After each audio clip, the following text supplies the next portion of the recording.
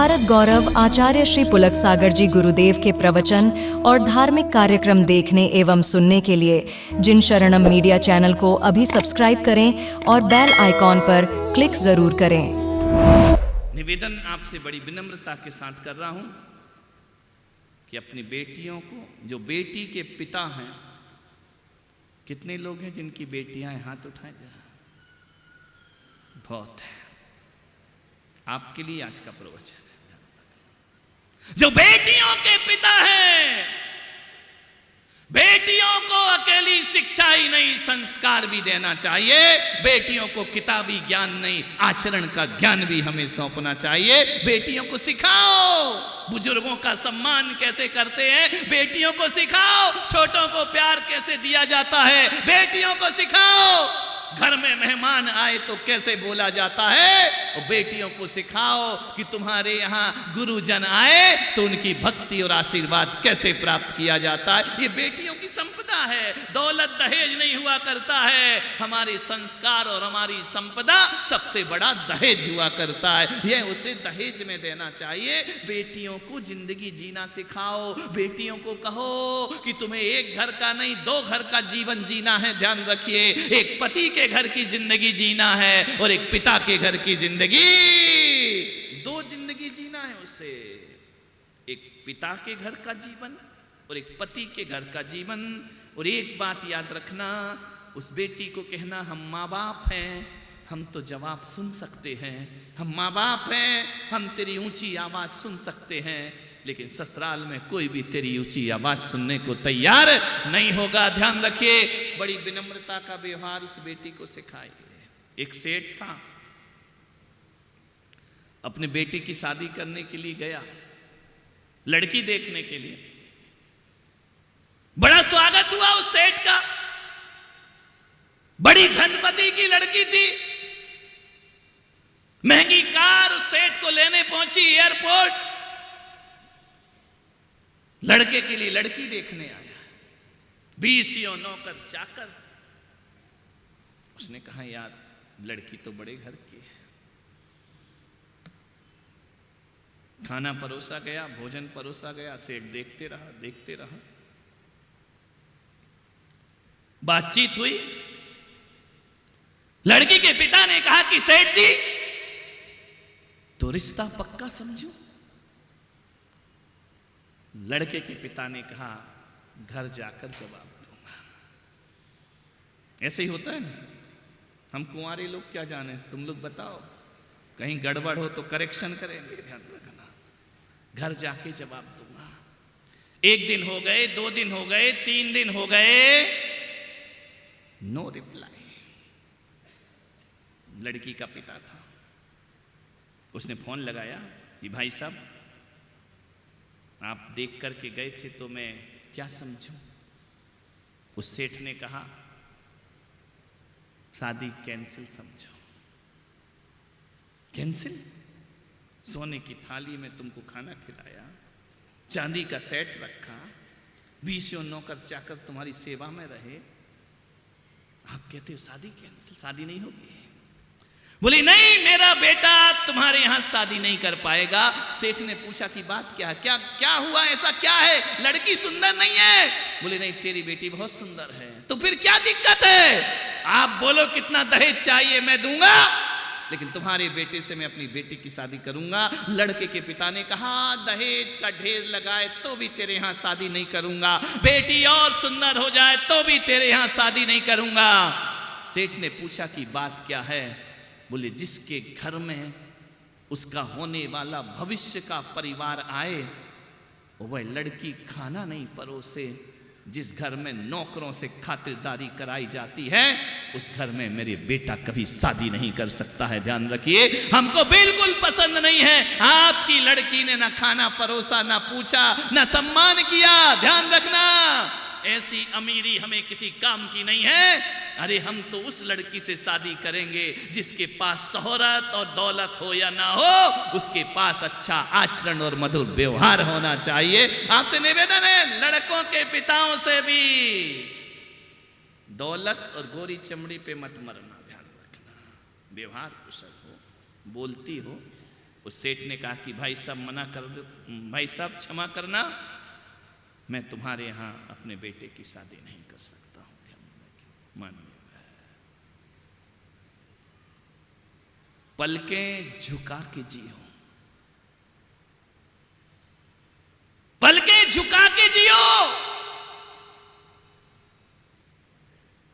उठा के मत जियो। जीवन का गणित बड़ा उल्टा गणित है। यहां नजरें झुकाओगे तो दुनिया तुम्हें नजरों पे बिठा लेगी, ध्यान रखना। और ज्यादा नजरें उठा के बात करोगे तो तुम्हारी नजरें झुकाने वाला कोई ना कोई जरूर मिल जाएगा। इसलिए आपसे निवेदन है कि पलकें झुका के जियो, दुनिया तुम्हें पलकों पे बिठा लेगी। आज से 2600 वर्ष पहले भगवान महावीर ने पलकें झुकाई। जैन दर्शन की मूर्तियों को देखना, पलकें झुकी हुई हुआ करती हैं। मैंने कहा कि भगवान तुम तो सारे जगत के भगवान हो, ये पलकें क्यों झुकाकर बैठे हो? भगवान ने कहा जीवन जीने का यही सूत्र है कि जो पलकें झुका के जीता है, दुनिया उसे पलकों पे बिठा लिया करती है, दुनिया उसे अपनी नजरों में बिठा लिया करती है। वह दुनिया के नयनों में निवास किया करता है, वह नयन पथगामी बन जाया करता। पलकें झुका के जियो, दुनिया तुम्हें पलकों पे बिठा लेगी, ध्यान रखना। मान्यवर, जैन मूर्तियों को देखना, नजरें झुकी हैं। कभी ख्याल किया, किसी से मिलो तो झुक कर मिलना, कोई आए तो चरण छू लेना। हमें मालूम है तुम कैसे चरण छूते हो, तुम तो चरण भी नहीं छूते, घुटना छूते हो, घुटना। धोख करूं, प्रणाम करूं, नमस्कार करो, घुटने को। एक बात याद रखना, चरण छुओगे तो आचरण मिलेगा, और घुटना छुओगे तो घुटने का दर्द मिलेगा, ध्यान रखना। फिर कहोगे हम नीचे नहीं बैठ पा रहे, मुट्ठी लाओ, मुट्ठा लाओ, बुढ़ा लाओ, ध्यान रखना। झुको झुको, थोड़ा झुको, झुक कर मिल रहे हैं कम ना समझना। फलदार वृक्ष की डाली हमेशा झुका करती है, वही डाली झुकती है जिसमें फल हुआ करते हैं, ध्यान रखिए। वही आदमी झुकता है जिसमें कोई ना कोई गुण हुआ करते हैं। एक बात ध्यान रखिए, आपसे निवेदन करना चाहता हूं कि दुनिया का उल्टा गणित है। दुनिया को निगाह गड़ा के देखो तो दुनिया निगाह फेर लेती है, और दुनिया से निगाह फेर लो तो दुनिया नजरें, जब से मैंने जमाने से नजरें फेरी हैं ना, तब से सारी जमाने की नजरें मुझ पर उठ गई हैं, ध्यान रखना। विचार करिए, भागती थी दुनिया जब तलब करते थे हम, भागती थी दुनिया जब तलब करते थे हम, और जब से इसे ठुकराया है पास आने को बेकरार है, पास आने को बेकरार। दुनिया के पीछे भागोगे, दुनिया भगाते रहेगी। दुनिया से नजरें मोड़ लो, दुनिया तुम्हारे पीछे पीछे चली आई। नजरें झुका कर जियो। मान्यवर, स्वभाव बदलो। तलाक कर ली, दूसरी शादी के जुगाड़ में हो, एक बात याद रखना, घर बदलने से जिंदगी नहीं बदलती, और पति बदलने से जिंदगी नहीं बदलती है, स्वभाव बदलने से जिंदगी बदल जाया करती है, ध्यान रखिए। अपना नेचर बदल लो। एक सेठ था, उसकी एक बेटी थी,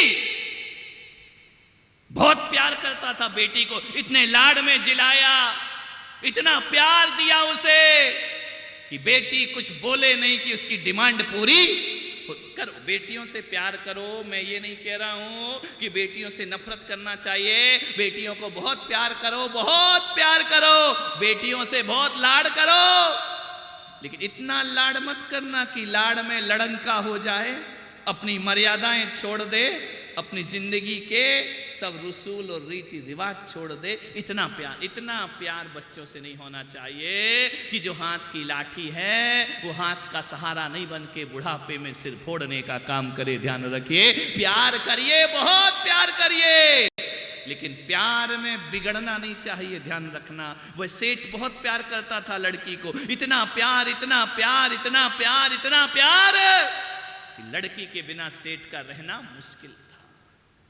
लेकिन कब तक करेगा प्यार?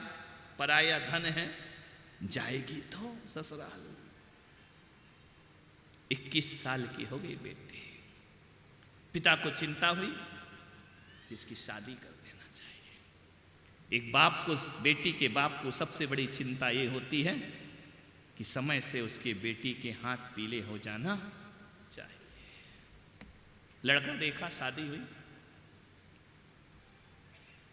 लेकिन इतने प्यार में पली थी, इतने प्यार में पली थी, किसी को कुछ समझती नहीं थी। आदमी को आदमी नहीं समझे, रिश्तों को रिश्ते नहीं समझती थी। जैसे तैसे शादी हो गई, पैसों की दम पर चली गई ससुराल। 3 दिन बाद बाप के पास फोन आता है, डैडी। बोले हाँ बेटा। बोले इसी वक्त आओ। अरे इसी वक्त? 3 दिन तो हुए नहीं है, इसी वक्त आओ, मैं इस घर में एक पल भी नहीं रह सकती हूं। अरे बाप ने कहा यार 3 दिन में महाभारत शुरू हो गई वहां। बोले एक पल भी नहीं। बोले बिल्कुल नहीं, यदि मेरा जिंदा मुंह देखना है तो चले आओ। ध्यान रखना, आजकल सबसे बड़ा समस्या ये मोबाइल हो गया है। मैं फिरोजाबाद गया, उत्तर प्रदेश में एक फिरोजाबाद है, वहां पर एक बुढ़िया रहती थी, 70 साल की बुढ़िया होगी, 80 साल की। वो मेरे कमरे में आकर बैठ गई, रोज चुपचाप बैठती थी। मैंने कहा कि अम्मा तू रोज चुपचाप बैठती, तू है कौन? बोली इसी धर्मशाला में रहती हूं, अकेली। बोले हाँ। मैंने कहा तुम्हारा कौन है? बोले कोई नहीं, मैं और मेरा भगवान। मैंने कहा अकेला जीवन गुजारती? बोले बिल्कुल अकेला। सफेद साड़ी पहनती थी, प्रतिमाधारी थी। मैंने कहा अम्मा कोई तो होगा? बोले मेरा कोई भी नहीं है। तो मैंने कहा तेरा गुजारा कैसे चलता है? बोले मेरे पति थे, उनकी पेंशन मिलती है। मैंने कहा कितनी मिलती है? बोले 300 रुपये मिलती है। आज के युग में 300 रुपया। पति का देहांत हो गया, मैं अकेली धर्मशाला में रहती हूँ। मैंने कहा 300 रुपये में तुम्हारा गुजारा कैसे चलता होगा? 300 रुपये में तो गैस का सिलेंडर नहीं भरता है, तुम्हारा घर कैसे चलता होगा? मालूम है उस बुढ़िया ने बड़ी प्यारी बात बोली कि महाराज चलाना चाहो तो 300 रुपये में भी घर चलता है, और नहीं चलाना तो 3 लाख रुपए भी कम पड़ा करते हैं। यदि जिंदगी को सही तरीके से जियो तो 300 रुपये भी बहुत, मेरे तो बच जाते हैं। मैंने कहा अम्मा ऐसे कैसे हो सकता है? बोली क्या है, खाने को 2 टीकड़े, लेने को प्रभु नाम। ध्यान रखना, मुझे करना क्या है? ना मेरी औलाद है, ना कोई है, मैं अकेली रहती हूं। मैंने कहा अम्मा फिर भी दिन भर क्या करती हो? बोले बच्चों को पाठशाला पढ़ाती हो। मंदिर में पाठशाला? मैंने कहा क्या पढ़ाती है? बोले तत्वार सूत्र 6 डाला, रत्नकरण साहु का 4। मैंने कहा अम्मा तुम पढ़ी कितनी हो? संस्कृत के गाथाएं पढ़ा रही हो? बोले महाराज मैं पढ़ी बिल्कुल नहीं हूं, मैं स्कूल भी नहीं गई हूं। ध्यान रखना, मेरे पिता ने मुझे स्कूल नहीं भेजा। मैंने जो कुछ भी पढ़ा है अपने घर में पढ़ा है, अपने पिता से पढ़ा है। और एक बात और आपको आश्चर्य होगा, उस अम्मा ने कहा कि महाराज मैं पढ़ना जानती हूं लेकिन लिखना नहीं जानती हूं। मैंने कहा ऐसी कोई पढ़ाई होती है जिसमें पढ़ना तो जानो लिखना नहीं जानो? सबसे पहले तो लिखना ही सिखाया जाता है। बोले नहीं, मेरे पिताजी ने मुझे पढ़ना सिखाया, लिखना नहीं। मैंने कहा वजह क्या थी? देखो हमारे बुजुर्गों के आदर्श। उन्होंने कहा बेटी तू कभी लिखना मत सीखना, क्योंकि जब तेरी शादी हो जाएगी ना, वो ससुराल जाएगी और वहाँ यदि ऊंच नीच मिला, दुख मिले, और तू लिखना सीख गई तो बाप को रोज चिट्ठी लिखेगी। ध्यान रखना, और मैं चाहता हूँ कि चिट्ठी मत लिख, हर दुर्भाग्य से लड़ने का साहस प्रदान कर। मैं तुझे वह साहस देता हूँ कि जैसी भी ससुराल हो उसे तुझे ही निपटना है। ध्यान रखना, अपने व्यवहार से, अपने नेचर से। और आजकल तो यहाँ सास ससुर में लड़ाई होती नहीं कि लड़ाई कंप्लीट नहीं हो पाती है और फोन चालू हो जाता है, देखो मैं यहाँ नहीं रह सकती, मैं यहाँ बिल्कुल नहीं रहूंगी। जमाना बदल गया। उस सेठ को उस बेटे ने फोन लगाया, इसी वक्त आओ। सेठ ने कहा चलो अब बाप का दिल है, क्या करे, जाना पड़ता है। गया, जैसे ही उतरा ऑटो रिक्शा से, घर के लोगों ने कुछ पूछा ही नहीं। ध्यान, समधी जी आए हैं, तुम्हारे यहाँ क्या बोलते हैं? बे भाई या बेवफा? बेवई जी आए, समधी जी आए हैं। अरे पूछा जाता ना, आइए बैठिए, चाय पियो, पानी पियो, आदर होता, सत्कार होता है। उस घर में किसी ने नहीं पूछा उससे। एक बात ध्यान रखना, एक बेटी के गलत व्यवहार से पिता का ससुराल में अपमान हुआ करता है, ध्यान रखिए। किसी ने खाना नहीं पूछा, पीना नहीं पूछा, सीधा गया बेटी के कमरे में, बोला बेटी क्या है? बेटी गले से लिपट के रोने लगी, किस नरक में मुझे डाल दिया, कौन सी बदकिस्मती फूटी किस्मत। बाप ने कहा यार 3 दिन में किस्मत फूट गई इसकी, ऐसा क्या हो गया है इस घर में? तो बोले मुझे इसी वक्त अपने मायके लेकर के चलो, पिया किया मैं यहाँ रहने वाली नहीं, मुझे पीहर लेकर के चलो। लड़की का बाप समझदार था, उसने कहा बेटा तेरी सास से पूछ लेने, ऐसे कैसे लेके चलो? बोले भाड़ में गई वो सास, उसी दुष्टा के कारण तो नरक बना है घर। अरे 3 दिन में दुष्टा हो गई। बोले कुछ नहीं पूछना उससे, चलो उठाओ अटैची। लड़की के पिता ने कहा नहीं बेटा थोड़ा रुक। एक बात याद रखना, लड़की का पिता बनना किसी संत की तपस्या से कम नहीं हुआ करता है, ध्यान रखना। बहुत कठोर साधना होती, बहुत कुछ उसे सहना पड़ता है, सुनना पड़ता है। गया और जाकर के बोला बहन जी मैं अपनी बेटी को ले जाऊं? अरे सासू ने कहा कल का ले जाने वाला, इसी वक्त लेके जा। तो बोले कब भेजना है? बोले जिंदगी में कभी नहीं दोबारा। अरे उसने कहा भाई ऐसा क्या हो गया? सासू कह रही कि आज के बाद भेजना नहीं। उसने कहा मामला गड़बड़ है। बेटी से कहा चल। बेटी बैठ गई, कार में पहुंची। जैसे ही पहुंची तो रास्ते में पिता ने कहा बेटी एक बात बता, तेरी ससुराल कैसी है? बोले नरक। देख के नहीं आए कैसा नरक जैसा वातावरण है? अच्छा बेटे। बोले ससुराल तेरी नरक है और तेरा ससुर बोले राक्षस। ससुराल नरक और ससुर, तुम लोग सीख मत जाना ये डायलॉग, नहीं तो बड़े ध्यान से सुन रही हो, ध्यान रखना। पूछा बेटा एक बात बता, तेरी सास कैसी है? बोले डायन। ससुर राक्षस, सास डायन।